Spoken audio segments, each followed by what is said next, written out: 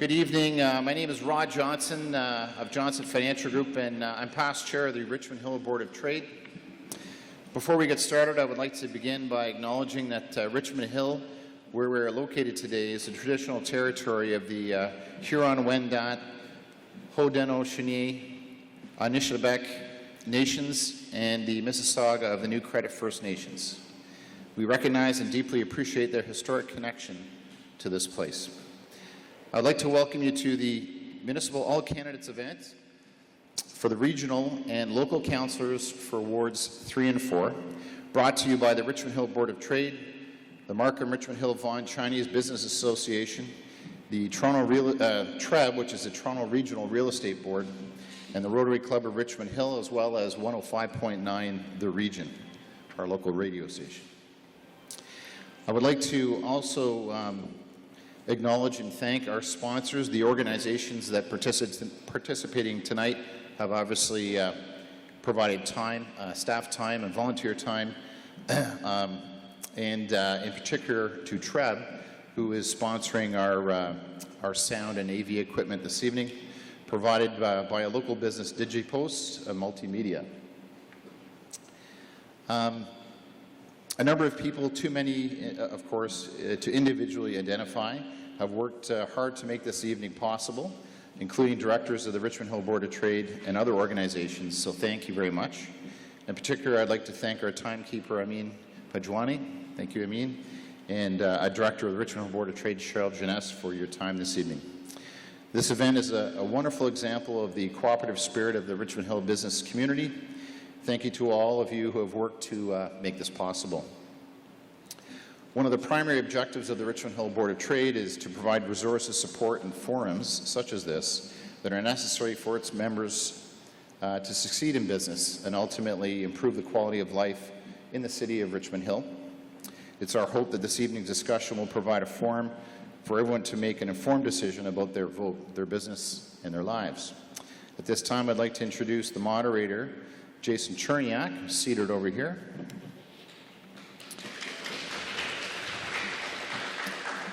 Jason will introduce the panel and set the ground rules for this evening. And a little bio introduction for Jason. He's a local, grew up in Richmond Hill, and after graduating from Richmond Hill High School, went to U of T and eventually Dalhousie for his law degree. He owns and operates a law practice in town called Cherniak Law. I believe commercial real estate is his focus. Jason is past chair of the Richmond Hill Board of Trade. He's also past chair of its Government Affairs Committee, and he's an active member and leader in the Rotary Club of Richmond Hill. Jason.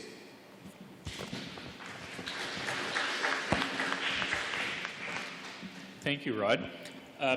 So I would normally try to stand up and come to the front, but I have a broken toe, so I'm going to stay seated. Please forgive me for that.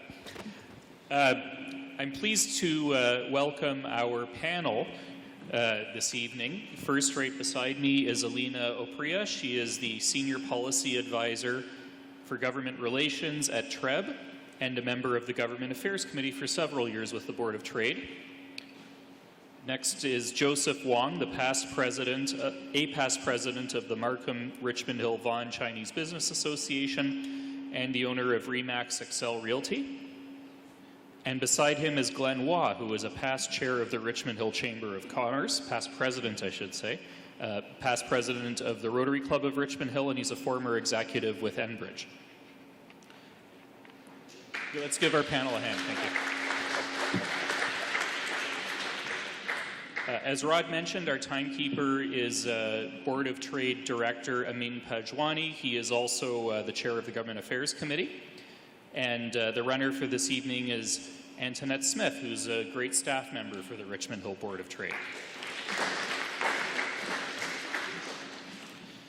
So the rules are that after the introductions, each candidate will be given 2 minutes for an opening statement, and at the end of their section, they will be given 2 minutes for a closing statement.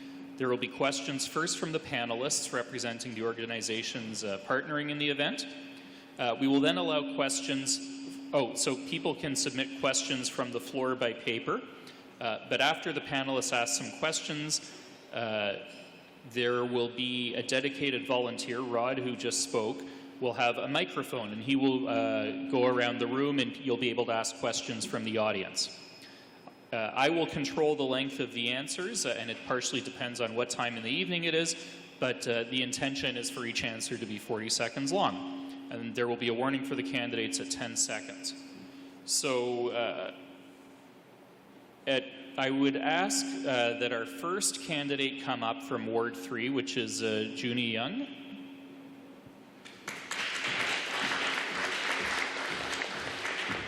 The other candidate, Castro Liu, was invited, but was declined to attend. So, Junie, if you'd like to make your opening statement. Thank you. Test, test. Okay, good evening, everyone. It is a pleasure to be here tonight. It is sort of weird to see that our incumbent has decided not to attend tonight because we are at a crossroads of a great change in the city of Richmond Hill. And, well, to say nothing too much bad about Castro, he has been, for the past 8 to 12 years, been an excellent administrator in our ward, and of course in service to this city. But at that point, it will also lead to think he has been a great administrator and at that. But when it comes to moving forward with the direction of the city, what have we got? Within the last 12 years, most of what we got in this ward were community organizations running for donation drives and food drives and so forth. But what have we seen in terms of development in our ward? Are there any significantly new destination parks? Or has there been any control in fighting back against provincial pressure with the MZO developments? So we need to have a clear direction in speaking out for the progressive side of Richmond Hill, for those who are preserving the environment, as well as maintaining the quality of life in our ward and in our city. So ultimately, we need to, in the face of these troubling times, we need to focus on a think small idea of protecting our culture and our local nonprofits and community enterprises so that we have the creativity to move forward and start something anew. And that is my direction for which we will see the next phase of Richmond Hill's development. Thank you very much.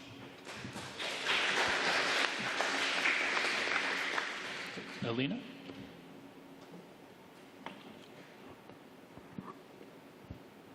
Okay, perfect. So we'll start with the first question. Thank you. We'll start easy. Why have you decided to run for local council? There are several things that inspired me into running for public office. First of all is the fact that I have been living in Richmond Hill, specifically in this ward. I live 3 minutes walking distance from this community center since the mid-1990s. And I have seen that this place is a place that nurtures great people, great ideas. But at the same time, there hasn't been really much change or development in our ward to represent that idea. So I want to put some physical change into our ward so that it becomes a funner place to be. Thank you. Joseph? If you were being elected, where will you find the money to support your election platform promises? So I believe in very low budgets or minimal changes that require relatively small costs. So for example, I want to open up community centers to nonprofits and other community organizations, not just registered to Richmond Hillers, but also to the region. So these kind of things don't really take up a lot of money per se. And I believe that it is these kind of policy changes that really inspire change and development in our city. But I do believe that the city budget can allow for much good to be done even on a minimal budget. Go ahead, Glenn. This question is on everybody's mind. With high inflation, high interest rates, pressures for increased wages, higher supplier costs, etc., how likely is it, if you were elected, that you would be able to hold the tax increase to a reasonable level? Thank you. Yes, indeed, it is a burning question. Inflation has been running amok this year, particularly due to historical circumstances, and I believe given that we are the most expensive in terms of property tax in all of your region, I do want to fight for a property tax freeze this and next year. So that's one of the things we can do as a municipal government in order to stake our hold in livability in this city. But at the same time, I want to look for ways to develop better services in our city rather than to say austerity and cuts to our community services. So because we only have one candidate, it's a shorter session, so we're going to go to questions from the floor if there are any.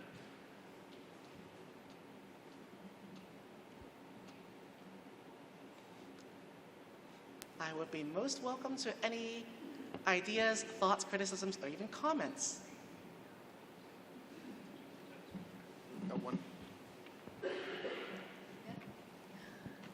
Oh, sorry. I just curious, like, I heard that there's so many legal matters happening at the council. If you're elected, how to prevent this happen again? Because it's being based on our taxpayer money. Thank you. So the question was, how do we deal with a quibbling, quabbling council and to move forward in integrity and accountability? So I believe that if we have a council that focuses on how to make it better for the youth, the creative class, and aspiring entrepreneurs in our city, we don't really have the time to be quibbling, quabbling over small things. So it all depends on whether the voters of Richmond Hill are able to elect a responsible and forward-thinking council, and I believe that I'm the right choice for moving forward and to have someone who stands for the right ideals to stop those arguments before they start. Thank you. Okay, this will be the last question. Okay.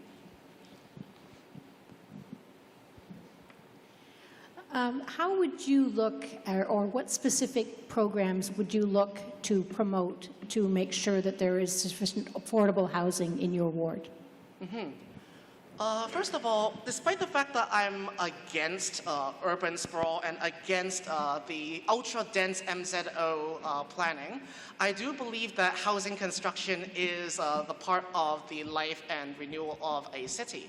So I am all for more slighter densification in terms of medium density and social and subsidized housing. One of the issues that was brought up to me actually is supportive housing, which is different from simple seniors housing. This one also includes medical care and nursing and so forth. That's another thing I would strive to see building a facility in the city, if not in my ward. Thank you. Now is your opportunity for a closing statement. So once again, my name is Yuni Young. I believe that there is much potential, being the densest population-wise city in all of your region, that when you have people coming together and bring out ideas. And the way to have people bring out ideas is if they are given a platform or a place for them to build platforms so that their ideas of community life, business enterprise can thrive and grow. And this can only happen if we have an open and free community centers as well as public participation. And if we have those facilities like a good destination park so that cultural activities can flock to our place and we can become the cultural center of your region, if not the GTA. So ultimately, while we're going into the more difficult times, we need to have more creative ideas and not just stick with the anodyne status quo. So it is important to remember to vote Uni Young for Ward 3 Councillor so that I may become in service to Richmond Hill for a better and nicer and more creative Richmond Hill. Thank you.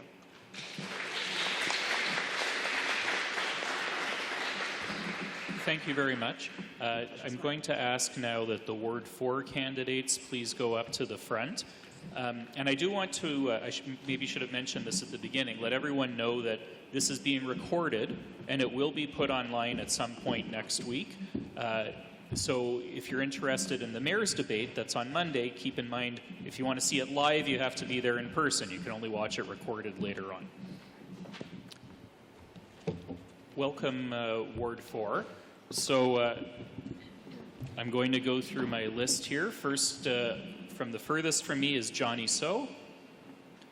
Then is Rose Weinberg, Harry Harak, and Rekha Shepherd. And there are two other candidates, Simon Cooey and Minaz Shabazi, who were invited but were did not come tonight.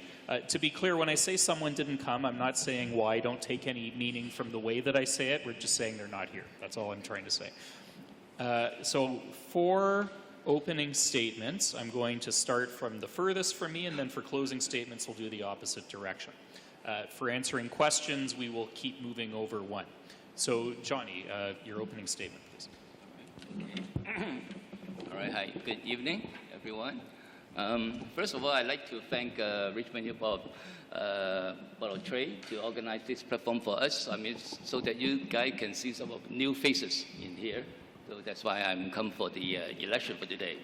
Okay, let me just introduce a little bit about myself. My name is Johnny. I'm an entrepreneur and with extensive business experience. Actually, I found my business. I focused on when I came to Canada in 2001.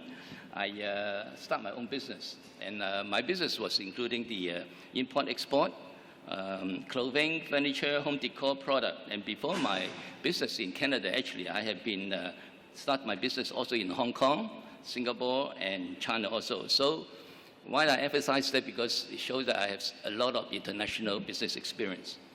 And I'm also a business community leader. I was the president of Scarborough York Region Chinese Business Association. York Region means covering Vaughan, Markham, and of course Richmond Hill. And I'm the president of the Chinese Investment and Business Alliance of Canada. I was educated in Hong Kong, UK, and USA. That's why now I came to here for resident here in Canada. All right. Okay. Why I want to join here, because my passion is I want to serve the community. Because with my business connection, I have organized a trade mission with a lot of mayor used to be from Richmond Hill, Markham. That's why I know your former Mr. Dave Barrow.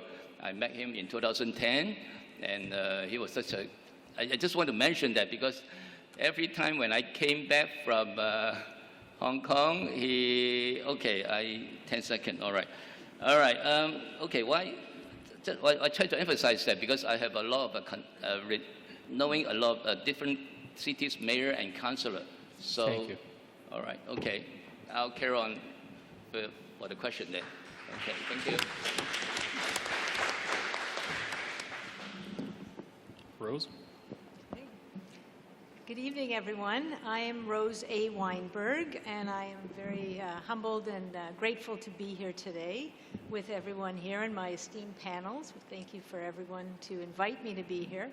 I have been living in Ward 4. I am running for Ward 4 Council, and I've been living in Ward 4 for 36 years, 39 years in Richmond Hill, and I'm only 42.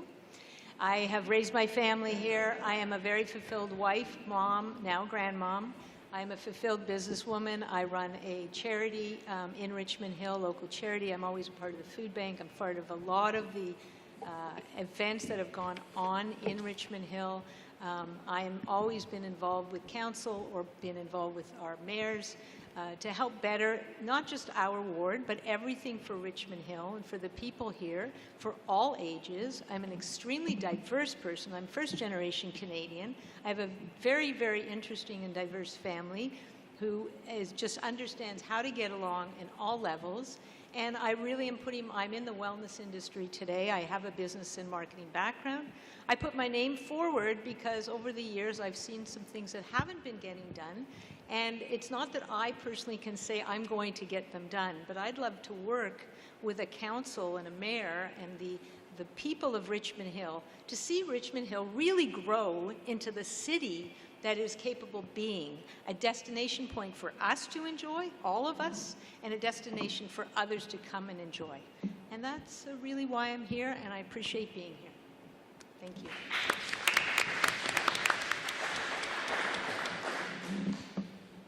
Harry, Sorry, go ahead. I just saw somebody I know in the audience. Thanks, Jason. Do allow me to acknowledge the dignitaries I see in the crowd. I often do that when I'm at the table. I see straight up here Deputy Chair DePaulo. Hi. Thanks for coming. I see Councillor Chan, Regional Councillor Chan, hopefully. Hi. And I know that other guy's face at the back running for something. Thank you all for participating, and to my colleagues right here. We do it for some reason or the other, but we can all have fun doing it and change society as we do it. And it doesn't take much to change society, so I'm on the clock now. Thank you. Thank you.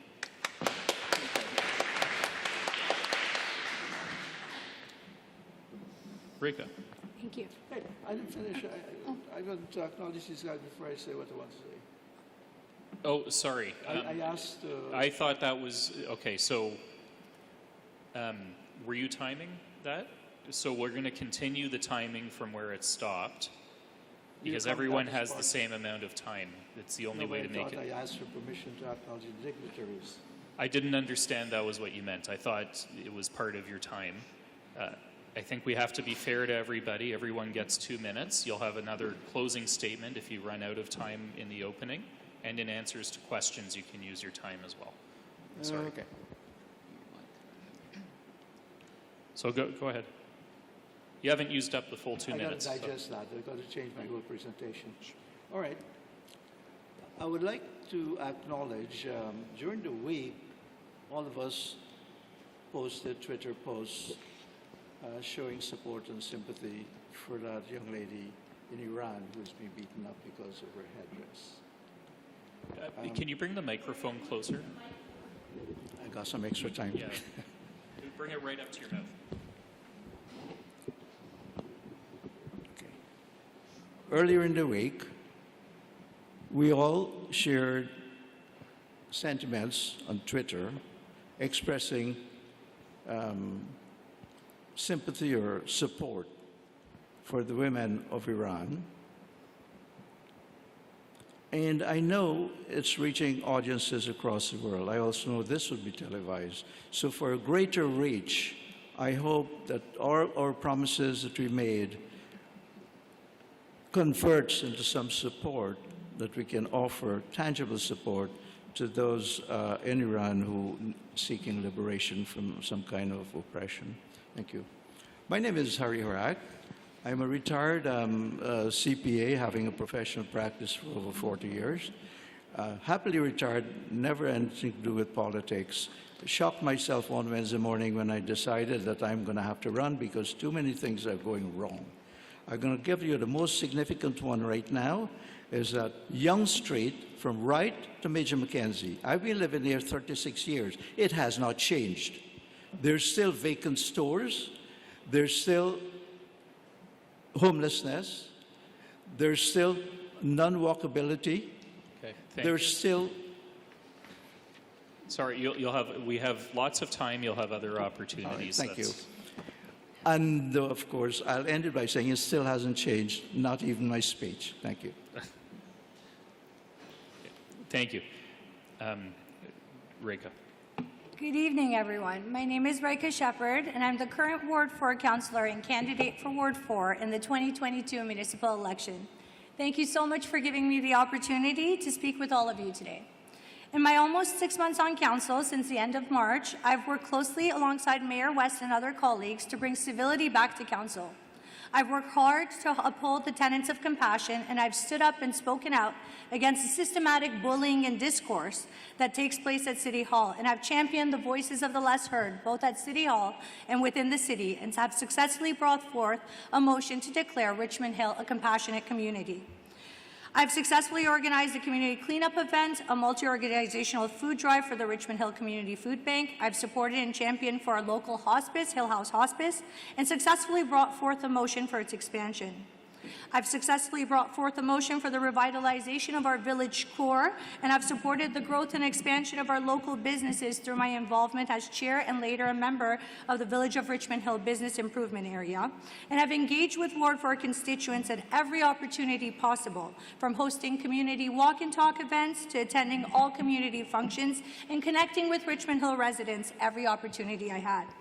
Most importantly, while I may have been appointed to council in this role, I have worked hard at earning the respect of our loyal ward residents by showing up to every meeting fully prepared with detailed knowledge and understanding of the issues and what matters most to the residents of my ward. And I hope that Ward 4 gives me the opportunity and privilege to continue serving my residents for the next 4 years to come. Thank you.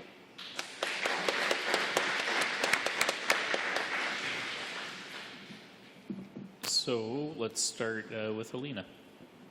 Okay. So the first question will be for Rose Weinberg. Rose A. Weinberg.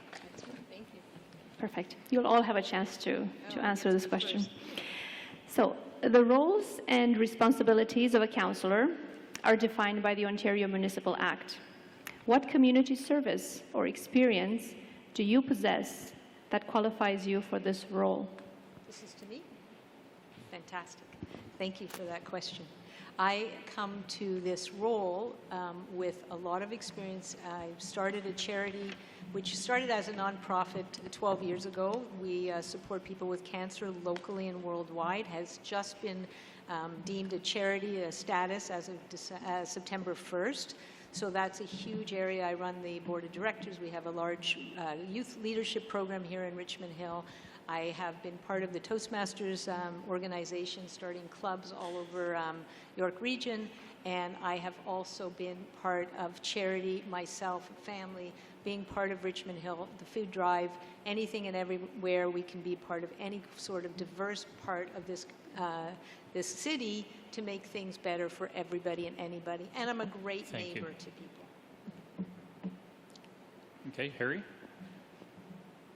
So the same question. Yeah, you can read it again. So I'll repeat the question.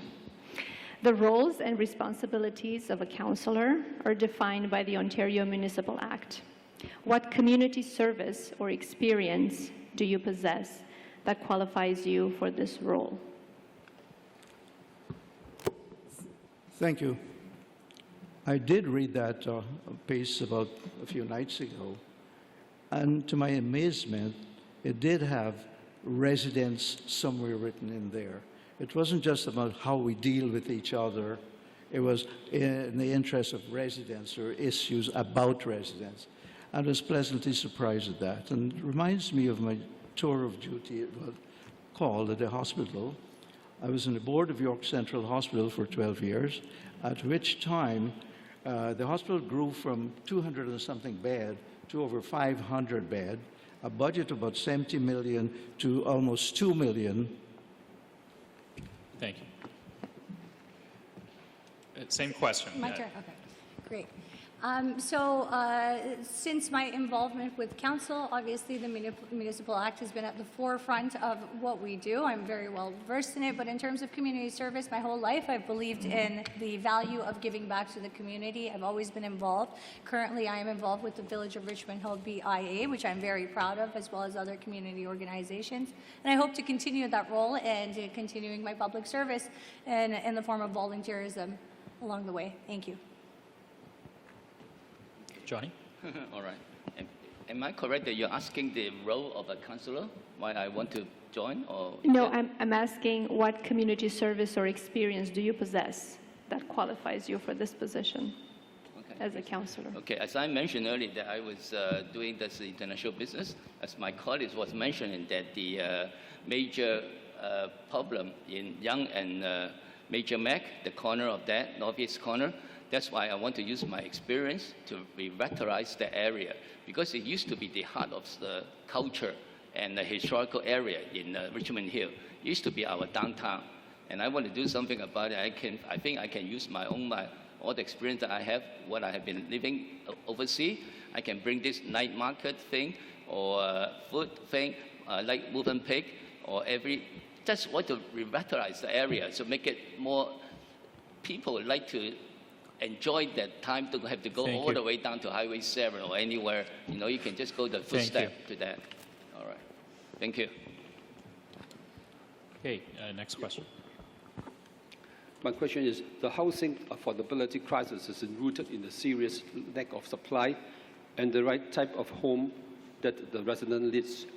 Exclusionary zoning policy prohibits multi-family housing units such as a duplex, triplex, whatever.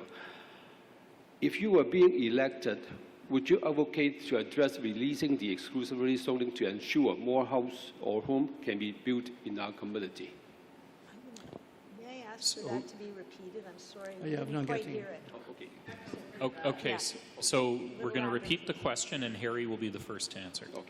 Now, the housing affordability crisis is rooted in a serious lack of supply and the right type of home that residents need. Because of the zoning prohibit multi-family housing, such as duplex, fourplex, whatever. If you elected, would you advocate to address releasing the zoning to ensure more home can be built in our community?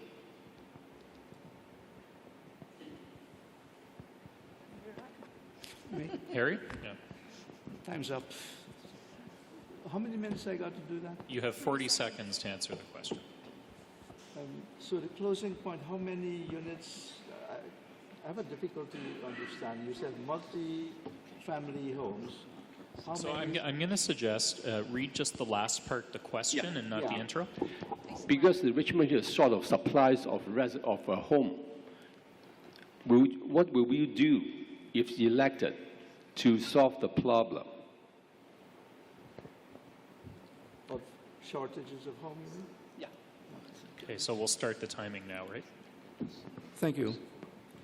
It's a pretty complex question, lots of research and time went into it, but there's some answers that are very, very simple. We've got to pay attention to evolution.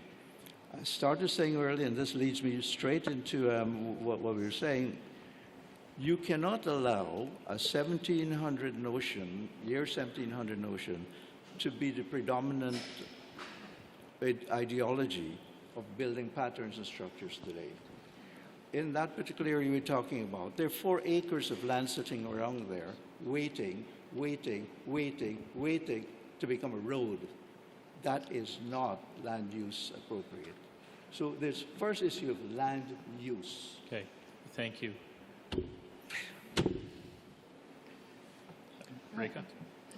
So with respect to affordable housing, at the moment we have 11,000 approved permits, but the problem is the lack of actual development in the city that's not happening, and the right kind of development. The city has passed an affordable housing strategy, and we have appointed an advisory group, and if I'm appointed as the Ward 4 councillor to serve Ward 4, I would love to work with the advisory committee to follow the recommendations for affordable housing strategy to hopefully be able to implement those ideas and solve our affordable housing crisis. Thank you.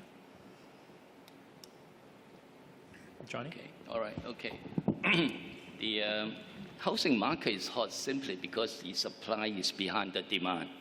Okay, so I think as a responsible councillor, I think we have to be using our better zoning policy. So allowing the second unit, actually I agree for the allowing the second unit. So to help addressing the supply issue at the same time is also good for the family who would like to look after their aging parent, because as you know that in Ward 4 area we have a lot of senior, we have our age level is a bit high. So apart from they can stay with their family in the same household, and also maybe for some senior, they can have some, because of this inflation high, they can have this as an additional supplementary income for them too. Of course, we have to subject to the checking of their background. Okay. Yeah. Rose. I think that's such a large question, and it's something that I would want to be a part of if I'm elected to be on council, because it's very passionate purpose for having everybody have the opportunity to live here in Richmond Hill and have affordable housing. To speak on it, what I would do, I'll tell you, I want to be in part of a group of council and community where we can look at it, look at all the process that's been happening, and look at how we can move forward. And I can speak more on that when hopefully I have that opportunity to be part of that community. Thank you. Okay, the next question will be for Rekha, and I think I'm going to use my discretion to say it's a minute to answer for now. Okay. Currently, the City of Toronto is the only municipality in the province that has a municipal land transfer tax. This tax brings in a huge, huge amount of revenue. Would you advocate for Richmond Hill gaining municipal land transfer tax powers if one of your fellow councillors was pushing for it? I actually would not, no. I think that the Toronto Land Transfer Tax and Municipal Land Transfer Tax is just an additional burden that may be the determining factor for affordability for families. So to add and impose another tax and burden when we're trying to solve the affordability crisis and we're trying to make housing more accessible across the board would not necessarily be a good idea. I think there are other alternative sources of funding. I think our budget committee is doing an excellent job at making sure that we keep taxes at a minimum while finding new revenues for the city, but I do not think imposing a new land transfer tax would be the way to go for affordability. Thank you. John? Yeah, okay. According to my record, I said that the property tax actually in Richmond Hill is among the highest, the 9 city of York region. So as we were mentioning earlier, that the inflation is going into this struggle high. I think, again, a responsible councillor, I think we have to limit the tax rate increase to a level that will actually not give an additional burden to the property owner. That's what I will do if I elected into the councillor. Okay. Rose. Thank you. Thank you.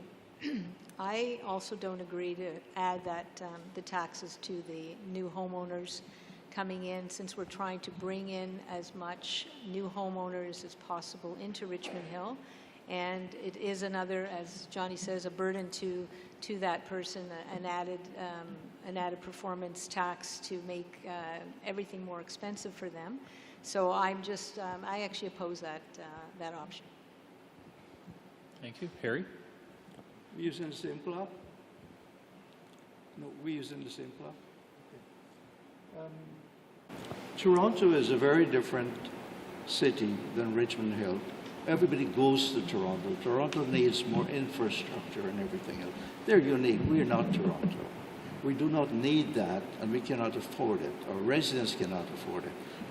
In New York, you go to the inner city, you pay additional taxes as well. That's peculiar to large cities. We're not there yet. We have to ramp up our city to be anywhere near that, and I still look forward to growing affordable houses where land use is a predominantly determined condition to availability of land for building and not roads. I added more time and you didn't need it. No one needed it. You see, I challenge the clock and I get some time. Good job. So let's have some questions from the audience now.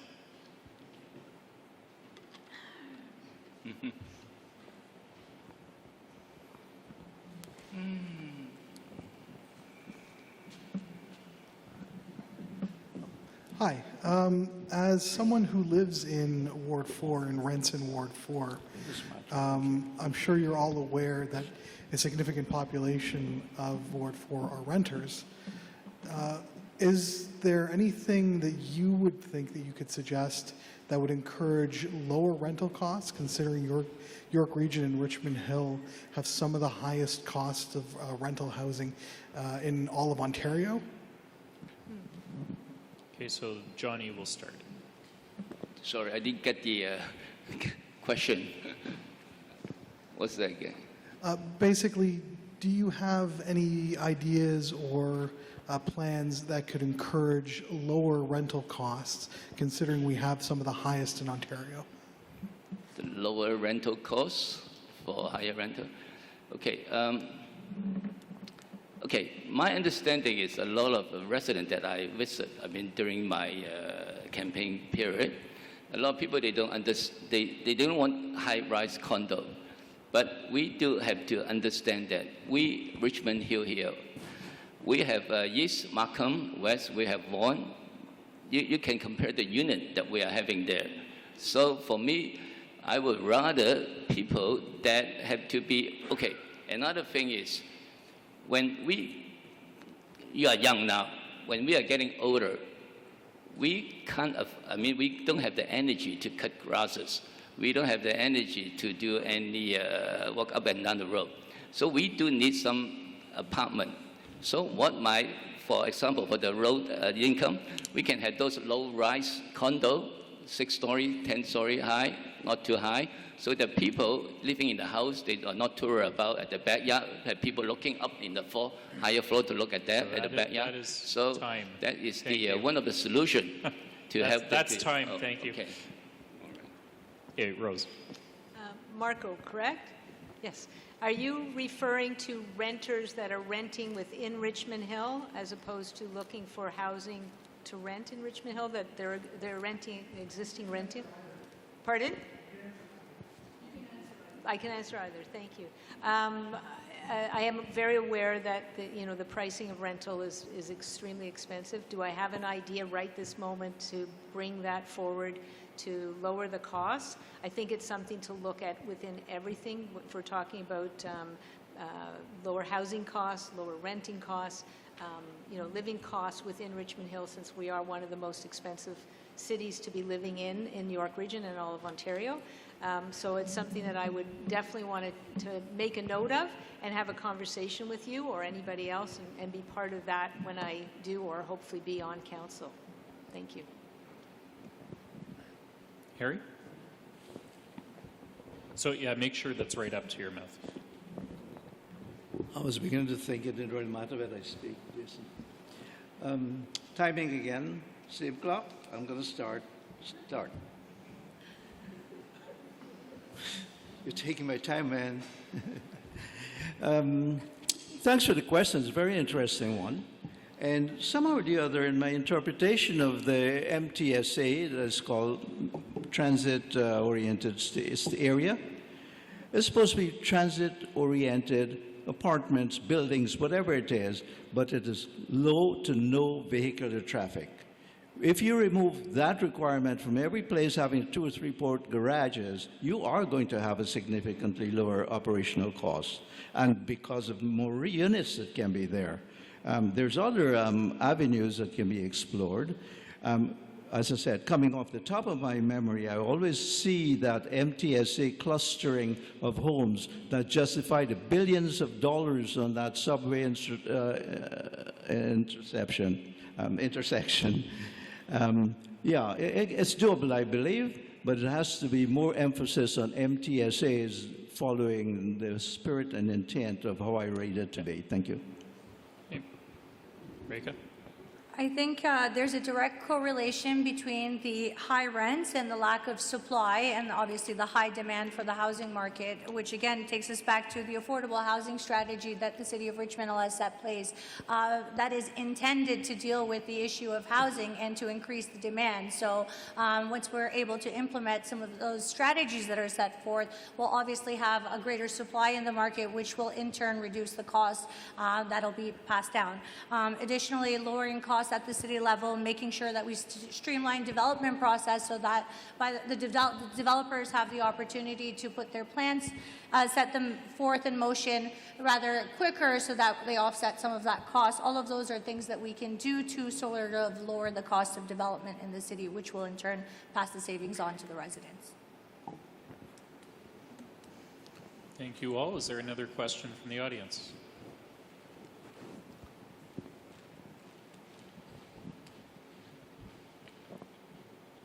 I'd I'd like to ask each of the councillors, how would you work to make our council more functional? What ideas do you have for making our council more functional than it has been?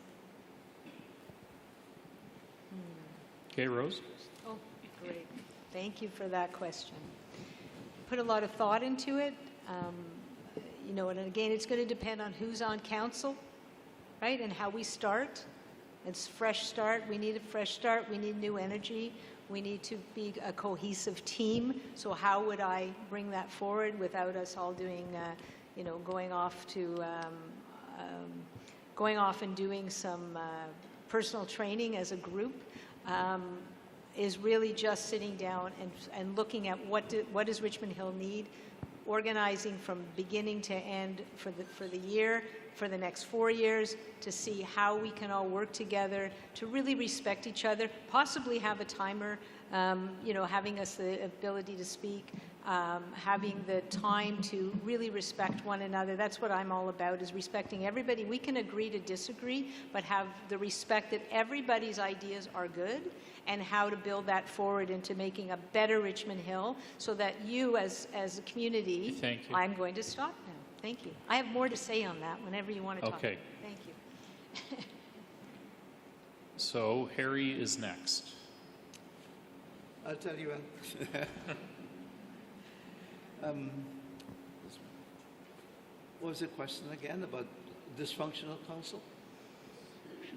Yeah, dysfunction of council.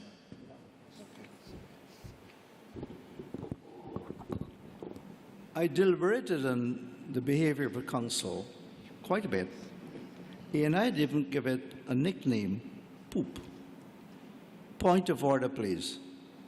It seems to me that that's a predominant leadership style that somehow or the other emerges. When there's a void, something bad comes up to fill it. So what has popped up is the showmanship, because really you are a team of rivals, but they're practicing team of enemies. So it is a lot more to do with visioning, goal setting, being together or arguing it out what the goals are, rather than fighting in front of the camera and everybody else. So I believe we need to get a leadership that says we are a team, although we are enemies if you want to be, but we don't have to be. And so next council maybe it'll just be team playing. Thank you. Go ahead. This is where I disagree with Harry. I think we have excellent leadership under Mayor West's leadership. I think we have managed to bring civility back to council. I think if the voters vote smartly and vote in an informed manner, we will hopefully have a council that could work together while respecting each other's values and differences. I think that's a vision that's entirely possible if we vote correctly and pick the right people to represent our voices. But I do think under Mayor West's leadership, we will definitely achieve that in the next term. Thank you. Well, this agreement is exactly what we're talking Mr. about. That's what we have. Mr. So we're Harak, good. Harry, this is not a back and forth. We're going to the next person. So, Johnny. Okay, thank you. I have done some research, okay, and I found that Richmond Hill was ranked in the Democratic Index in 2021 among the 32 largest municipal cities in Ontario. We are ranked last, bottom. We are the one, okay, we are the bottom among the 32 largest cities in Ontario. So the functional council for most of the time in the current term is because of these major reasons. They don't allow the resident for participation. So what I hope is the new council should work hard on team building to bring back the respect of residents to the council, which is important. That's why I want to get things done. That's like my fire here, get things done here. Okay, thank you. Thank you. Next question. Actually, I'm going to, because we're running short on time, I think we have to move to the closing statements now. So we're going to go in reverse order. So we're going to start with Rekha. 2 minutes. Ladies and gentlemen, I thank you so much for allowing me the opportunity to connect with you more. I welcome any opportunity to convey my opinions and my plans for the ward and the reasons which motivate me to take on this challenge in the role. Public service is about dedication, honor, and duty. It's about doing what's right no matter the price and using our voice and platform for the betterment and enrichment of people's lives. I've not taken this opportunity to serve lightly and have done everything in my power to pay my utmost respect to the role that Mayor West so wonderfully fulfilled for Ward 4 for many years. I've made 7 key commitments in my campaign, none of which are empty promises or plans that may or may not transpire once I come into office. Rather, these 7 commitments are items which are significantly important to both me and the residents of my ward, and items which I've already worked on and initiated work on during my 6 months on council as a councillor for Ward 4, and which I intend to continue to expand upon in the next term. It's my sincere hope that during my term in office, I've made the residents of Ward 4 proud, and I genuinely hope that my constituents allow me the privilege of continuing to serve them for an additional 4 years. Thank you.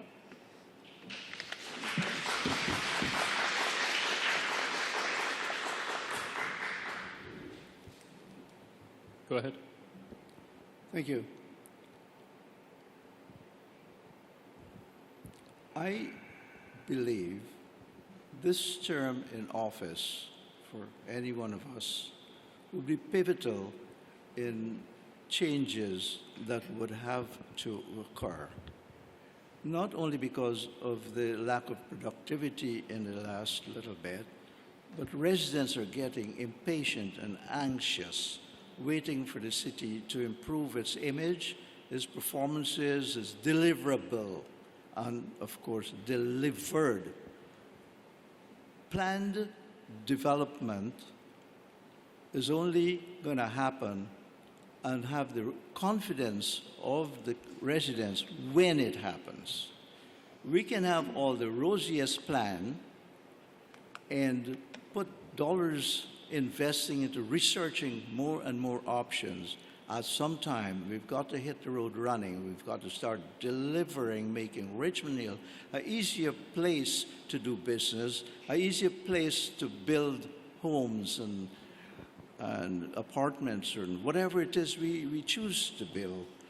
But it has to be done in a way that this process is open-minded, process is fair, process is understood by everybody who plays in the game, and basically not just accountability, but integrity and fairness. So everyone in this community feels a valuable member in the community, feel respected in that community, and feel if they have an option or a concern of a civic nature, it'll be listened to and heard. Homelessness, for instance, is something that needs to be attacked. It's dominating that Yonge Street area, and I don't see any approaches to it. And I do believe that there's solutions that's not heavy in dollars. It's just caring, it's just reaching out.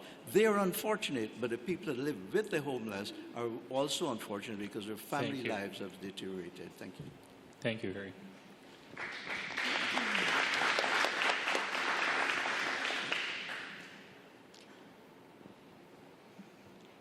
Thank you again for the opportunity to be here. I'm going to speak as a candidate for Ward 4, but I'm also speaking as a 36-year resident of Ward 4. There needs to be so many things changed, and it's so simple. All we need to do is listen to everybody here and everybody out there, whether it's bringing all the wards together, caring what people are needing, everything that Harry was talking about, everything that we brought forward to this moment. Richmond Hill is such a fabulous place to live. I'm honored to be here and blessed to be here, but there's so much that can be done to make us all feel inclusive, to be able to walk out of our house, feel safe, to be able to walk on a sidewalk instead of on the road to feel safe, to be able to be part of the neighborhood, to be part of all the community that's building here and all the planning that's been done up until now. Planning is only one thing. Implementing the planning is the most important part. And all we need to do is listen to the residents. And the door knocking that I've been doing in the last weeks has opened my eyes to I'm not the only one that wants to see change. We all do. We all do. I want to be part of that change, not just from the residential, from being a resident of Richmond Hill. I don't want to leave Richmond Hill. I don't want people seasoned Richmond Hillers to leave, and I want to see new people coming in, and I want the new people that are coming in to be excited to be here for more than just the purpose that, oh great, I got a house that I can afford. I want them to feel Richmond Hill. Feeling Richmond Hill means that we are inclusive. You come visit my street.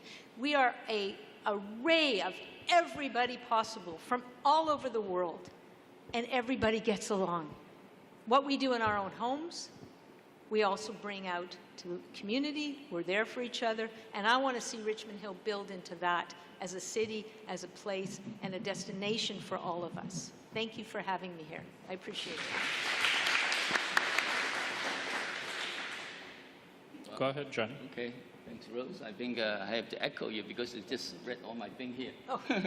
Okay, basically, why I want to run the council is I just want to make Richmond Hill the most livable city in Ontario. Totally agree with Rose that I think Richmond Hill deserves better. We should deserve better.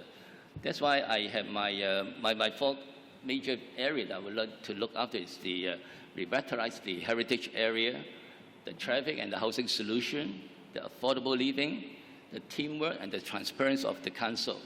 I mean, this is not without solution. I think it all depends on the determination of the councillor, the regional councillor and the mayor. That I think we can do something together and get things done, as I was saying. Okay, thank you for inviting me here. Thank you.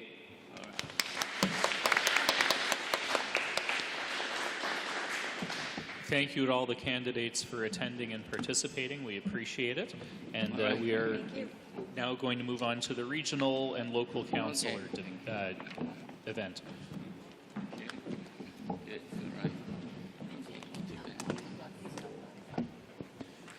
So before we start, I'm just going to note that we are going back to 40 seconds for each answer. And then depending on how things go, we can adjust from there.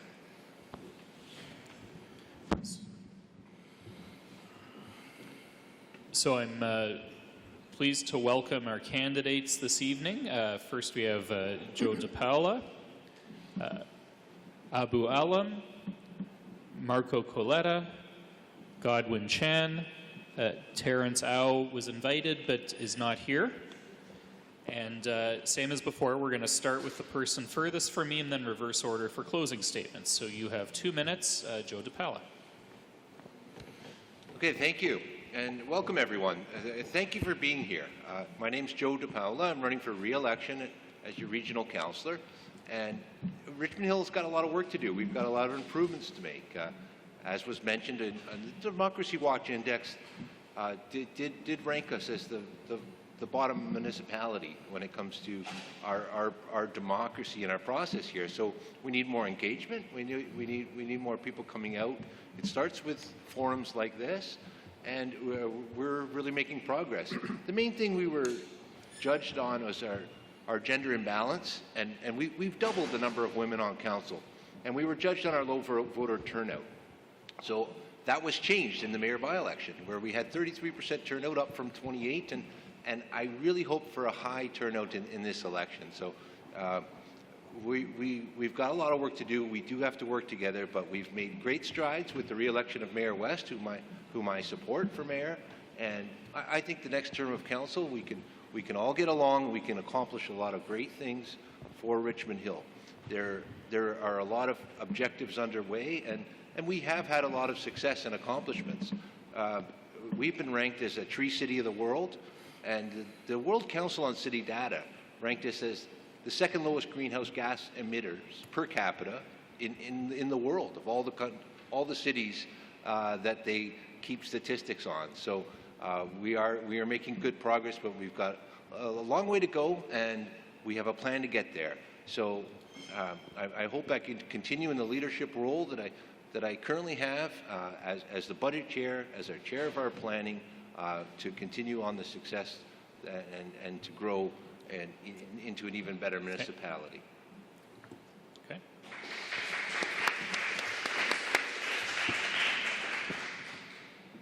Abu. Good evening, ladies and gentlemen. As you know, most of the time, election time, you see me and see my name. I normally try to present a democratic process to this city. It was a town before, now is city. A time I ran against Dib Barrow. And my slogan was at that time that acclamation is not a democratic process. Dib Barrow liked it. He passed away. May God give peace and rest to his departed soul. He came to my house and personally, privately, and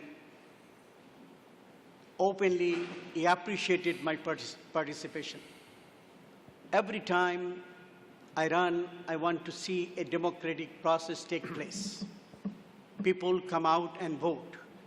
Residents need to know where their fund is, tax is going, who is represented, why this city is so low, below every city, why the elected representative cannot function in a council-friendly manner, why it is so much chaos, and the elected representative, if they are there, why they cannot work together, what is the problem, and if that is the case, why these people are seeking again for this office. If that is what it is that makes me to run, and I also see the homeless people. I see a Chinese woman looking for food in a garbage bin, and it makes me feel that this is not the way it should be, the city of Richmond Hill. At 11 o'clock at night, I see a woman is running with a stroller. She has no place, all her belongings into the stroller. She needs a place to live. This is not the city we want to see, but we need to see why all these things happening.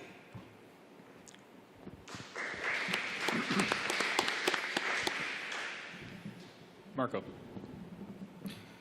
Hello, thank you for having me here. My name is Marco Coletta, and as I'm sure you all know, since I'm sitting up here, I am running for local and regional councillor. I was born in the town of Richmond Hill, and I went to school here, both primary school and high school, and I've worked most of my life in this city. Over the 40 plus years that I've lived here, I've seen our city grow, and I've also seen that what our council has become over the last 4 years is a symptom of a greater problem in not only in our city but in our province. And that is, we have politicians and representatives who will claim that everything is well, everything is growing, the brighter days are just around the corner, and it's not true. Every election, we elect people, and in 4 years, we either have the same problems or more problems. We currently have no or a deficit of affordable housing when we have people living on the streets, as was pointed out. In Richmond Hill, I've never seen people living on the streets until the last 4 years. And that is shocking to me. And now we have a provincial government forcing the MZO on us, which will completely ruin not only the environment of our city, but the livability of our city. And very few, if any, of our representatives are willing to stand up or say anything about it. I am willing to stand up and represent our community to actually make it better. I'm willing to stand up to a province and a way of doing politics which does not work. Thank you. Hey, Godwin. Good evening. My name is Godwin Chan. 16 years ago, I entered into public office because I strongly believe that living in Richmond Hill, we should build a strong sense of community belonging. 16 years later, as actually the longer serving, I should say, member on council among all the candidates here, I could have said, I've done my service, thank you very much. Have other people, as mentioned, newcomers come in to give new energy into the council. I stole that term, Rose. But you know what? I still have that drive, the fire in my gut, so to speak. I want to make Richmond Hill even a better place. experience matters. During my 16 years, I have been working with very diverse parties, not only other level of government, but other stakeholders to get things done. Leadership matters. I have the privilege to serve as the chair of the Economic Development Committee, working with the former Mayor Dave Barrow, meet with Amazon representative during the time that in COVID, and eventually get them here, create 400 local jobs, and as well as the chair of Recover Richmond Hill Task Force, come up with 10-point action plan, including having a local center of innovation and particular collaboration with OCAD University in Toronto. And this is something we ought to have a strong economy to help support strong community. Last but not least, I've been privileged to serve as the chair of the Dido Park Community Center, Park Steering Committee, and now it's a National Historic Site. Aren't we proud? Thank you.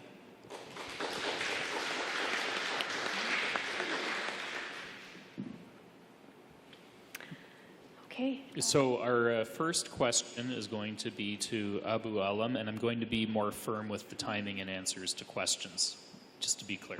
Go ahead. Perfect.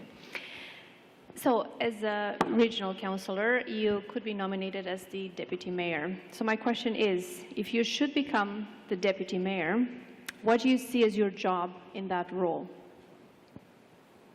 Your question referring to me, if I am?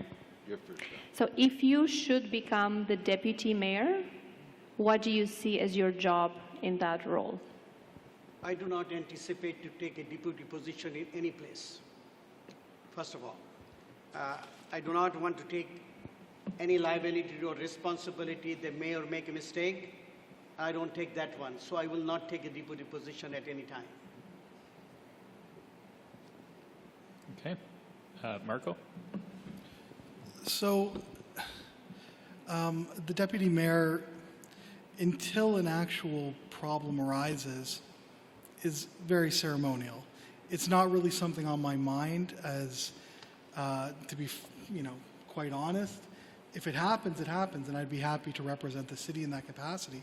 But my thought and my goal is to forward the policies that I put forward on my website, help build a better Richmond Hill, and help make sure that we have a more responsive and respectful council.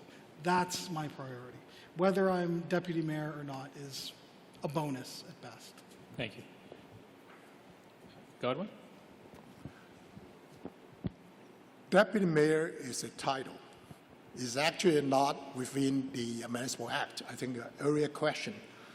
Councillor's job and head of council as mayor are fully prescribed in the Municipal Act, but not deputy mayor.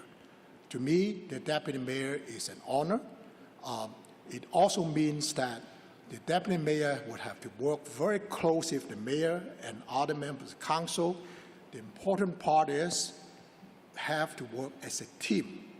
Deputy mayor can provide support to the mayor, and particularly acting on behalf of the mayor as acting when he or she is away. Thank you. Joe? Okay. If I were fortunate to become the deputy mayor again, I think that the last term of council shows that I'm suitably qualified for the job. I've been the deputy mayor for the last 4 years, and I worked very closely with Mayor Barrow, and I took a lot of the load from him, even prior to his absence from council. He put me in charge. He allowed me to represent Richmond Hill on the TRCA, the Big City Mayor's Caucus, and other things in his shoes. So I filled in as the acting mayor, and that's an important responsibility. So you have to be ready to go and prepared to actually be the mayor if you are the deputy. Thank you.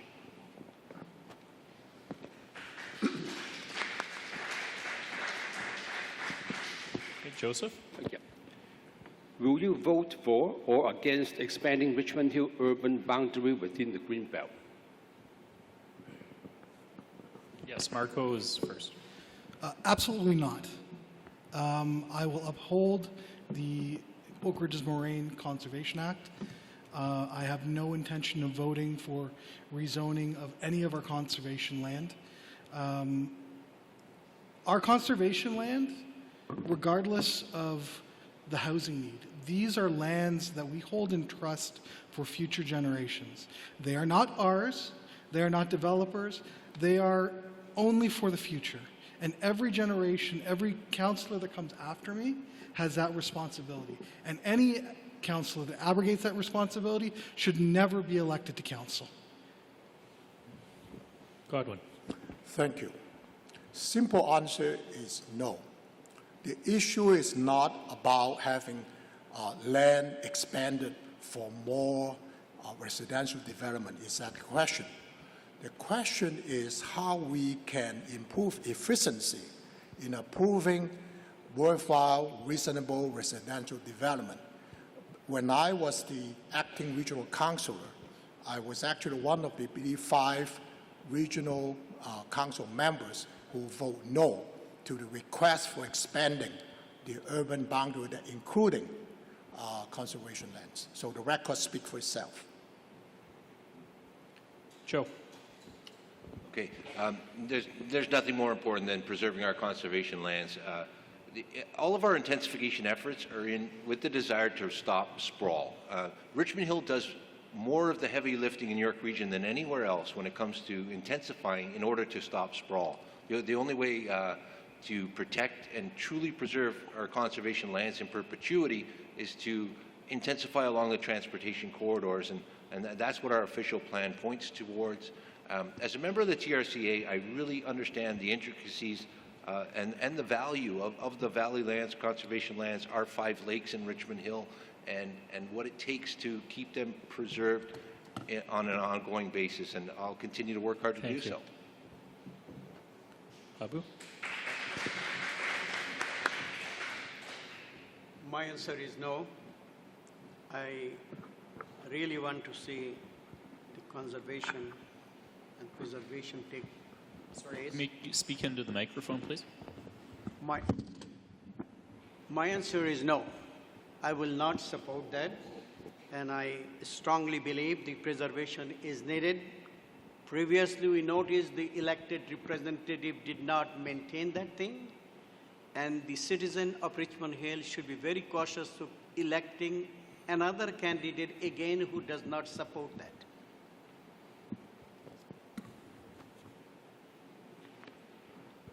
Go ahead, Glenn. And this will start with Godwin. Okay, the next question has to do with busing in Richmond Hill. Many buses in Richmond Hill are almost always empty, and just 2 or 3 people, if there are people on the bus. Also, we have Viva buses that are often in the region going up Yonge Street empty, or just 1 or 2 people in a double bus. Is there a better way, or what do you think changes that should be made with respect to busing in Richmond Hill and in the region for that matter? Thank you. Go ahead. Thank you for the question. With respect, I do use public transit. Depending on the timing you're talking about, there are certain times only very few people, but at the peak hours, which I used to take, there are actually lots of people on the Via bus in particular, and YLT I know, number 91, 99. However, I do understand at the off-peak hours, there might not be as many people. Public transit is something we ought to really promote. In addition, we talk about intensification and the major transit corridor. At York Region, we do have York Region Rapid Transit Corporation. We have to look in partnership, improving the frequency, reducing the frequency. That may help. Joe? Okay, thank you. Thank you for the question. As a board member of York Region Transit, the Viva Blue line does operate at a profit. Operationally, we make more money than it costs. The service down Yonge Street is forward-thinking. It may not be at capacity today, but it's a public right-of-way that's going to serve a very valuable purpose going into the future. Hillcrest Mall, South Hill Plaza, Yonge and Highway 7, forced upon us by the Doug Ford government, but the intensification on Yonge Street is going to require a very sophisticated service. I envision an electrified railway, a little bit different than it is now, but it will work in the long run.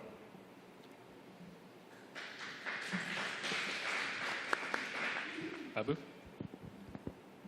I think public transport is a serious issue for the poor people, those who does not have the car. And yet there is people who has many cars.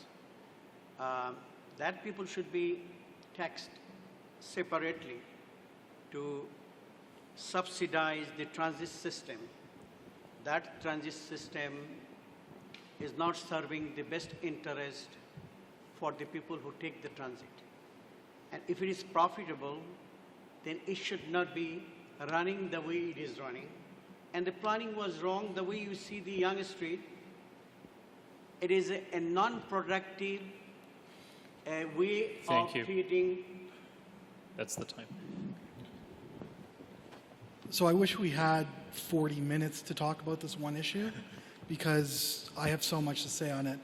I'm going to diverge a bit. I think our transit system is broken.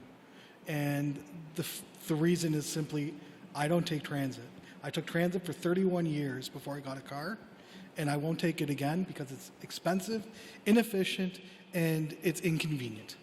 And that's the fault of a region that thinks of transit as secondary and thinks of our population as a feeder community for Toronto and Mississauga. If we want to have a real conversation, let's do something radical. You want public transportation? Let's talk about fully subsidized, free public transit.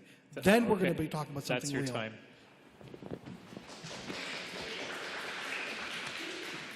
I will say I don't like cutting people off, but try to get your point in before the stop comes up, and then I won't have to.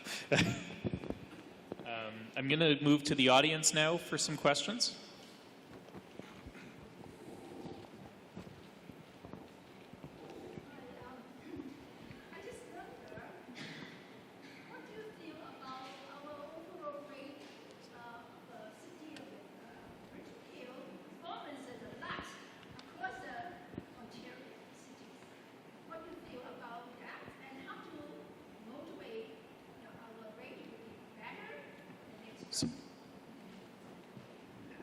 Okay, so who was the first answer is Joe. Can you repeat the question? Were you able to hear it? Okay, I think the question was how can we change the fact that we were ranked last in that democracy index? I think that it needs to be made clear that that's merely one metric by which Richmond Hill was judged. Our democracy index was based on a number of figures. I alluded to it before. Our low ranking came from our gender imbalance and from our voter turnout that was low. Now, there are so many other ways in which Richmond Hill is ranked at the top in so many other metrics. We are the third lowest tax rate in Ontario. We have no debt whatsoever.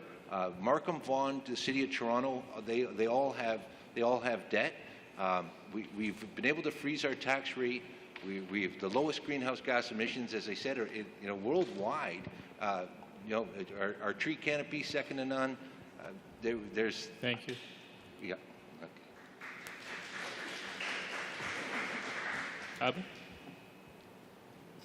As we see, from the town to the city, but we don't see the development. We don't see the mayor and council functioning properly. There is a serious problem in Richmond Hill to run the administration. If we see Vaughan, if we see Markham, and in between what we see, it is a non-functional city hall. The city hall does not even have their own building. The land is sitting down as non-functional. These people could not use the land even. So basically, the people who is running the show, inefficient, and is not working. You need a change. Marco? Thank you for that question. I completely agree. Our democracy, which is the foundation of our town and our society, is the worst in not only Ontario, probably Canada. I'm the only candidate of anyone running in this municipal election talking about democratic reform, both in terms of how we elect our candidates and how we fund our candidates, from making sure that any candidate who wins has 50% of the vote, from making sure that we start to implement subsidized donation programs, that we do something radical as in having donation matching, like some states in the U.S., which has not only promoted more competition, has had more voter turnout and more voter participation. If I understand the question, is asking how do I feel or we feel being the last at that particular ranking. I think there's one indices haven't mentioned. It's about the lack of diversity on council. And I think it's important you look around. The population, 220,000 strong in Richmond Hill. I'm prepared to, if elected, to have more diverse membership on all the boards, agency, committees, as well. I would like to have proposed the York Regional Police to also diversify all those liaison district committees they have, so it's better serve the community and reflect the community in which we live. Thank you. Is that microphone working, right? It's working now. Okay.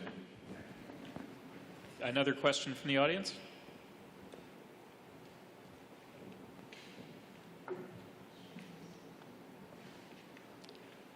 I can go back to the panel. Okay. So, Alina. Oh, sorry. So this question, we're starting with Abu Alam. Okay. So I want to ask you a question about housing and young people specifically. So millennials, as we all know, are currently facing big challenges to enter the real estate market for both ownership and rental. Can't hear you. You cannot hear me? Okay. So I'll start from the beginning. Millennials are currently facing big challenges to enter the real estate market for both ownership and rental. This directly impacts our community as young, hardworking people move away in hopes of finding an affordable place to call home. If elected as regional councillor, what would you do to address the housing crisis in our community and help more young people find an affordable place to live here in Richmond Hill? First of all, I have real estate background from 1986. The way Richmond Hill is going, the young generation will never have an opportunity to hold any property or own a property as such. Even the way Richmond Hill is going, even they build more houses, they do not qualify with the income. First issue. The second is their down payment. That does not match. And it's not only Richmond Hill, all Ontario itself is like that, but Richmond Hill can change these things, make a better thing, because a lot of people sitting with a small house, and it's called a non-productive property. So if they can change That's the end of your time. Sorry. Marco? So speaking as an elder millennial who cannot buy a house in the city that he was born in, if we're going to get serious about affordable housing, we need to have a dedicated fund both at the municipal and regional level. We need to start thinking about how we can build and encourage affordable housing. So some of the ideas that I had is that we need to mandate things like rent to own in any new development. We need to implement rental units in all new condos, market rate and affordable. And we need to start encouraging what we used to have were co-ops, so we can have more affordable housing and encourage business here. Godwin. Thank you. It's a complex issue. It needs many partners and parties to get involved. As in the region as well as in the city, we could have, I think it's mentioned early on, the different zoning practices. York Region have a housing affordability task force. Also the city, we have a task force working on that. The idea, some of them I agree, rent to own, but also that really have to talking about specifying on those zoning requirements certain number or percent of units be, quote, affordable, depending on the situation at the time, so that we encourage more young people to be able to own it. And also, I would support the idea of that cooperative version with several young people owning the same unit. Time.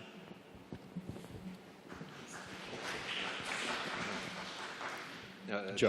Thank you for that question. There's nothing more important than or nothing more disheartening than the number of people in Richmond Hill who are unable to buy a home or even rent a place in the city that they grew up in, and they don't want to have to move away. Our staff has identified 44 different ways that we can change our zoning bylaws to encourage more affordability. We are going to put an affordability component right into our official plan, and that's going to help. We've done a lot of work on this term, and it's about getting more supply. There is zero vacancy in Richmond Hill, zero vacancy, so there's no competition, and we have to change that.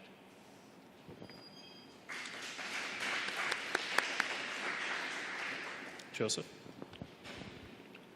What do you think the region's capital work plan will be advancing any projects on behalf of Richmond Hill? Sorry, I didn't hear. What do you think the region's capital work plan will be advancing any project on behalf of Richmond Hill? So the projects that I want to see at a regional level that to be tackled, I would like us to finally build the overpass at Elgin Mills and Newkirk. It's, 40 years since they've approved that? This is ridiculous. It is a major thoroughway through our city, and it connects Vaughan and Markham. It should get done, period. There's no reason it hasn't been done. So that would be what I would be pushing for at the start. Other capital projects, we have a deficit in terms of large sports fields. There's a discussion to be had about building another Richmond Green size facility, considering that one was built in the 90s, and we've doubled our population since then. So these are all very important projects I would consider.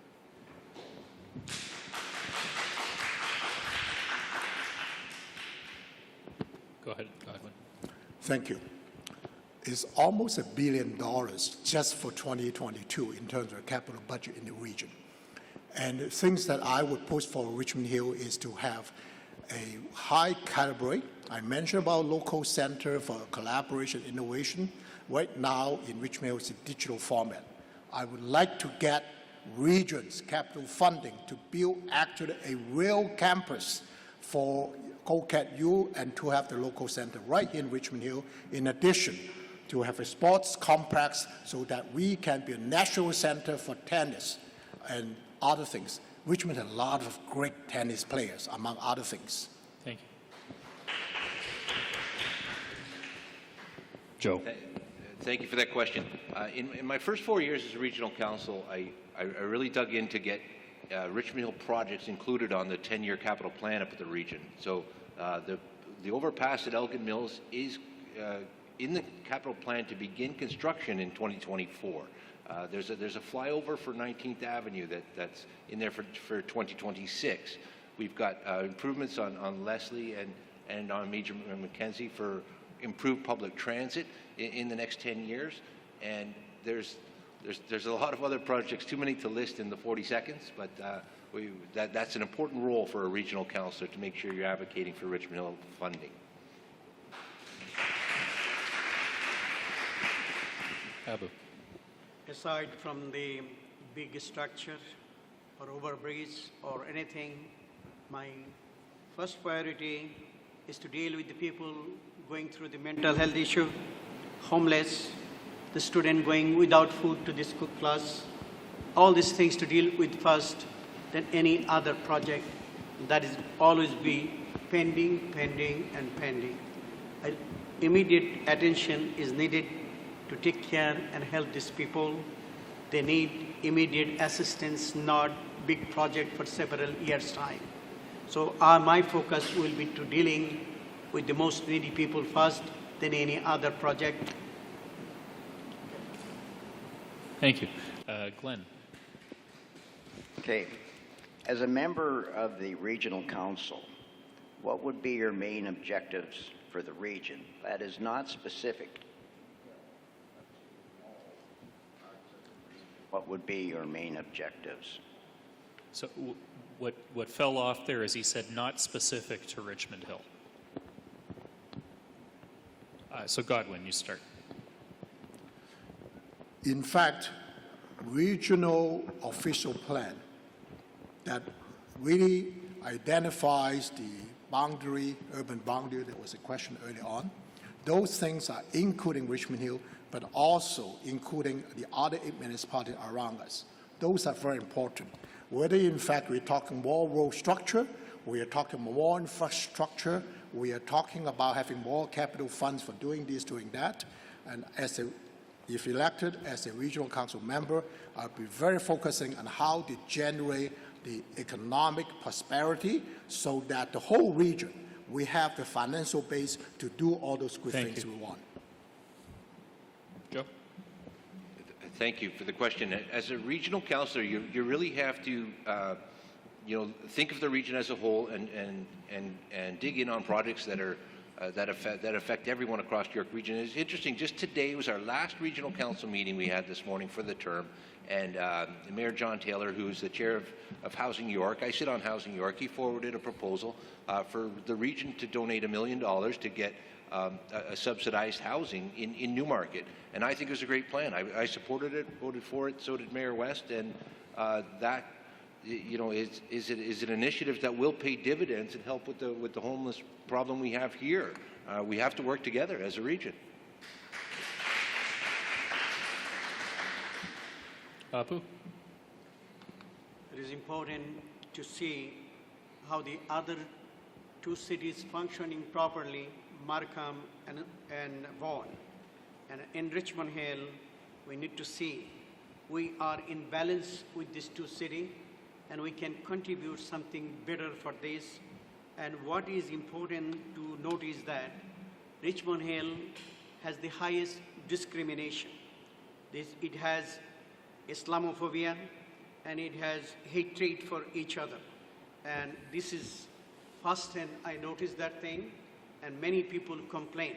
And we need to eliminate these things to proceed forward. That is so important that we do not have thank this. You. So Richmond Hill is actually a microcosm of York Region. We all have one problem as a region. We are what some people term a bedroom community for jobs in Toronto and Mississauga. What I would like to see is a real push to bring big jobs, high-tech jobs into the region. We have some of the most educated population. We have already a tech corridor through Highway 7, and we are in the middle of Ontario's most economically productive area. Let's start talking to businesses to bring high-tech jobs here. We have a computer chip shortage. Why aren't we even considering that? Thank you. Okay, let's turn to the audience again. Are there any audience questions now? You've had time to think about it. Okay, there's one.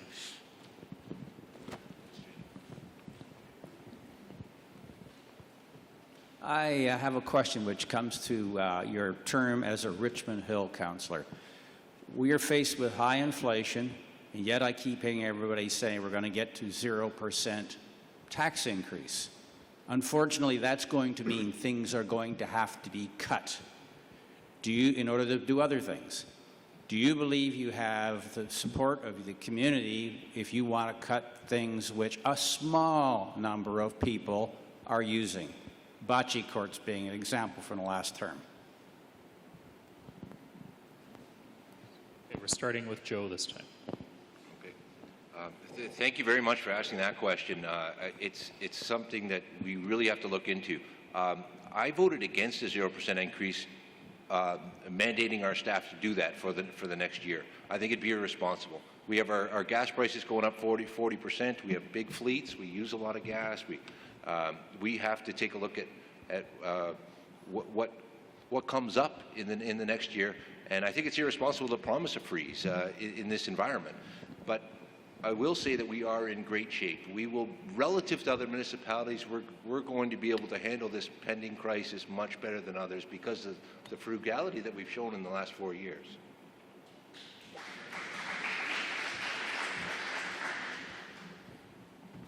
Abu? I cannot make any promise on that. I really don't know the figure. But the only thing I can tell, the people is going through a challenge. If the people is paying for the rent, they cannot buy the food. And if the people paying for the food, they cannot pay the rent. Under this situation, I am not in favor of increasing anything, property tax-wise or any other things. We need to see what is the best for the residents of Richmond Hill, the city we will be representing. Okay. Marco? I don't think we should tie our hands by saying that we're going to support a no tax increase. I know, and I am feeling myself the interest rate increases. I understand the cost of living is going up. If we're going to tackle those at the local and regional level, we have to bring in good paying jobs, more paying jobs. We have to build affordable housing. We have to attract a balanced community, not just an investment community that wants to buy empty houses for profit. That's how we're going to tackle affordability. Other than that, the local level can't do much for the inflation that's going on. Godwin? Thank you. I'm a taxpayer too. Of course, we want to keep the taxes low, and it will be challenging in the years to come. My approach is to always look at how we can improve efficiency.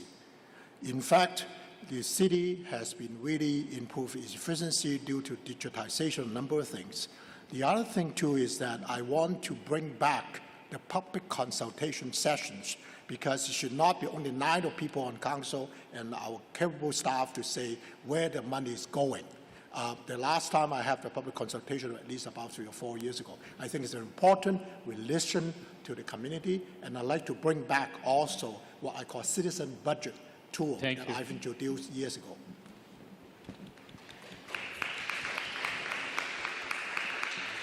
Is there another audience question? Okay. Alina. Okay.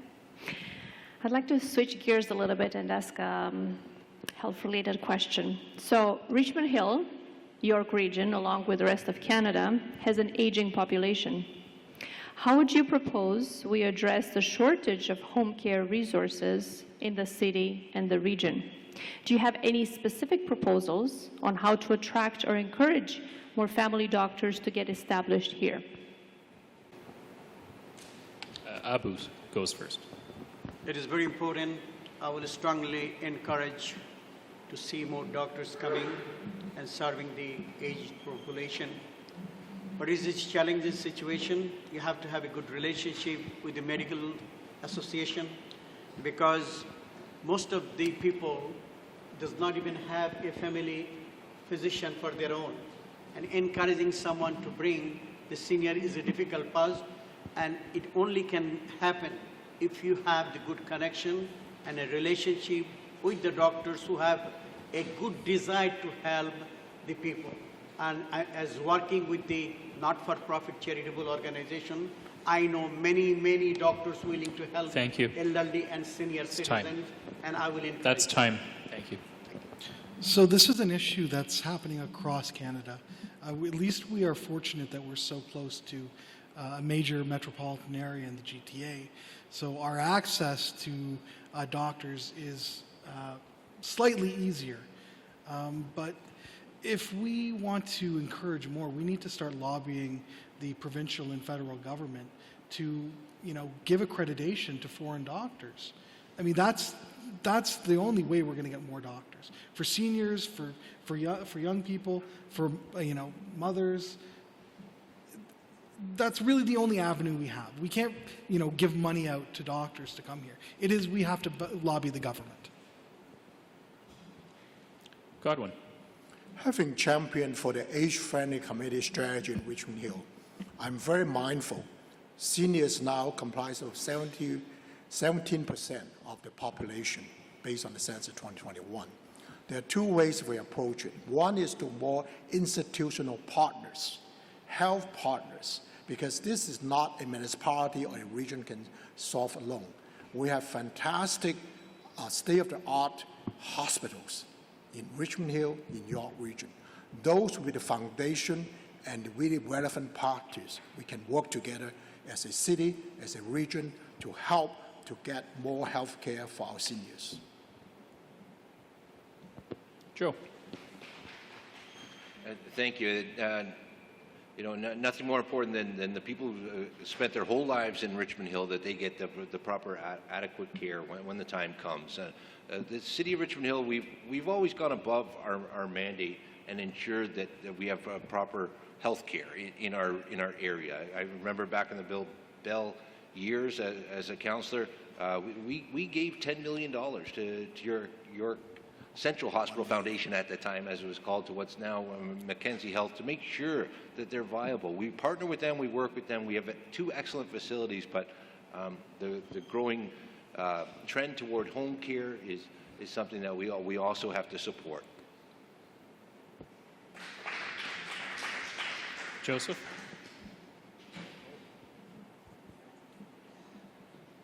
Okay. Alina, I think, is going to ask the last question, and then we're going to closing statements. We are starting with Marco this time. Okay, so last question from me. During the last election, there was a lot of discussion about the new City Hall. It has not been built. What are your plans, if any, for a new Richmond Hill City Hall? Thank you for asking that question. That's actually on my platform. I want to see City Hall built. We already have space set aside for it, and I think it's a travesty that our City Hall is at the border of the city. It needs to be in the center of our city, accessible to as many people as possible, within walking distance, biking distance, not just, you know, through your car. If you want a community that comes together, it has to have a central place that is the community, and City Hall can be that if we build it. Godwin. I'm of 2 minds. My heart saying, yes, build the City Hall where it belongs, where the city owns land, and Young and Major Mackenzie, where the Central Library, wave pool, and everything, the Heritage Village is there, BIA is there, great. But my head also would look at the numbers. Can we afford it? Of course we want it. Of course I want it. And however, this is the opportunity to talk about capital funding, maybe not so much from the region, from the other levels of government. There are much more deep pockets, federal and provincial, that could be worked together, and perhaps also with potential partners to have this particular place of civic pride back to the center of the city. Joe. Well, when I first got back on council in 2018, one of the very first things we did was cancel a $210 million project to build a new city hall at Young and Major Mac. We were outgrowing our 8-story building that we're currently functioning from, and after COVID, we now only use 3 or 4 floors of that 8-story building. So we're changing the way we're doing things. I want to be at Young and Major Mackenzie. I want to be, you know, somewhere in the Central. I don't know if everyone would be here if this meeting was at East Beaver Creek and Highway 7. The closer we get to the center of Richmond Hill, the more people gather, and that's what we need. We need more public consultation, but I don't think we have to spend $200 million to do it. I think we can achieve it another way. Abu? It is so important to have a city hall, and in a perfect place, perfect land is waiting for it, and we're not using it. If you're talking about $210 million, if you can build a city hall on that particular location, if it cost is $210 million, it will generate $400 million if you really know the real estate transaction. If you do not know real estate transaction, the city will not build any city hall there. And if there is no city hall, there is no symbol of city, and there will be no people will come and build a business environment atmosphere and will create the job for the high pay the people. And it is very close to the GO station. Thank you. And it is a perfect location Thank you. for the city. That's your time. Okay, so we are going to start the closing statements. Please try to be done when the stop sign comes up. You do have a 45-second and a 10-second warning, and we will be starting with Godwin Chan. Thank you. Having served in the York Council in the acting capacity for almost a year, I become familiar with the important issues: public safety, public health, public transportation, housing, among other things. I want to bring along my experienced leadership, responsive services, track record of getting things done with proven results. With your support, I would like to return to the York Regional Council to continue the important work I have been saying. We're still in the COVID. Public safety, public health, public transportation, housing, and all these matters. Together, we can build our community stronger and safer. On October 18 to 24, vote Godwin Chan with, again, the experienced leadership, responsive services, and proven results. Thank you very much, and thank you for all the parties organized tonight, and thank you all for coming. Well, thank you for having me here again tonight. As a native son of Richmond Hill, I grew up as this town grew up. I have been involved in politics since 2011 at the federal and municipal level, and I have learned that no branch of government affects us more than municipal politics. That's one of the major reasons why I decided to shift into municipal politics. I want to give back to my town. I want to build this town into a community that can foster the next generation of children who will become councillors. I don't want to be the last, native-born Richmond Hill. I would say native, I mean born here. I don't mean, someone who came in. So a child who grew up here should not have to move away. Whether they immigrated here from another, if you grew up here, you should be able to represent your town. And we are fast losing that because we are becoming a town without any place for children to live when they grow up. So I ask you to elect me because not only do I see where our town has been, I can see where it's going. And I think that if you elect me and when you elect me, I will not only be a voice of reason to bring the bickering on council to an end, I can help build us back into a community that will have children proud to stay here with the ability to stay here.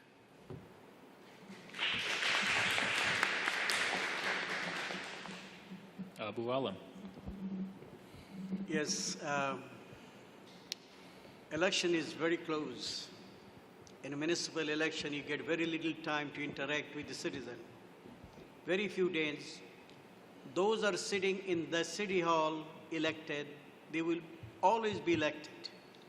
You can see their sign is out already because they store it in the garage and use it the election time. But a newcomer to run for the office, if you order the sign and all your literature, by the time it comes, the election is over.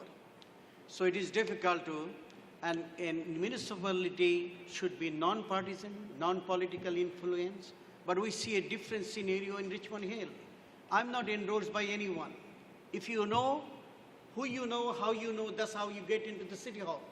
And you always impress anyone by promoting individual, not his platform, what he's waiting for. So we need to see the city of Richmond Hill, need to see who is the most capable candidate who can run this place. Not that I know mayor or I know the councillor, regional councillor, I have a Chinese community, I have a Persian community, I will win. This is not the democratic process. So the citizens of Richmond Hill need to decide who they will elect. If they want to elect the same people again, they will see the same results, same improvement. But I'm not asking to vote me. I will say, they make sure that you vote the right person. That is my platform. I hope on October 24, starting from 18th of October, you vote the person you like and who can do better for Richmond Hill.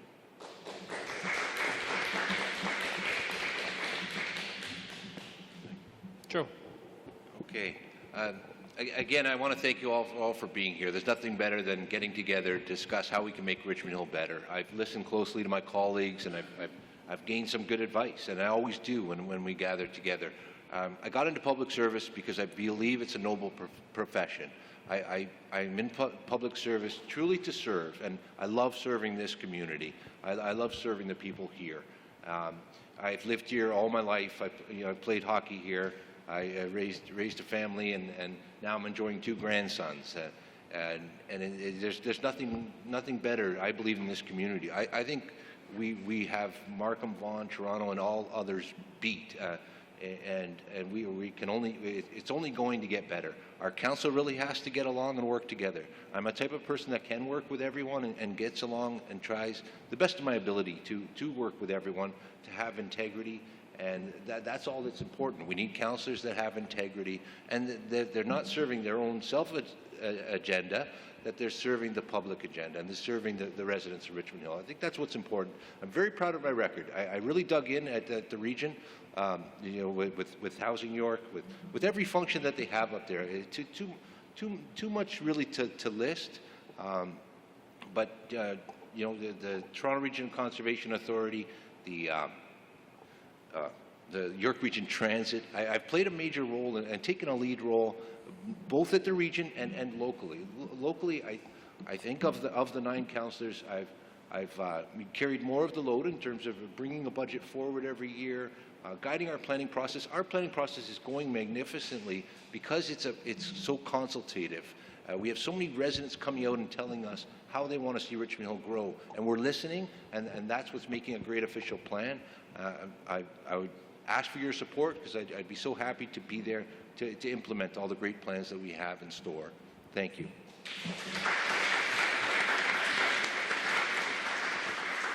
So thank you to our candidates for all the races. Thank you for coming and participating. Thank you to all the audience members and the panelists for participating and coming this evening as well. I don't think anyone else is after me, so I will. Am I right? The next event is going to be this coming Monday, October 3rd, Staff Community Center. It will be Wards 1, 2, and the mayoral event. So we hope to see all of you there. Thank you for coming.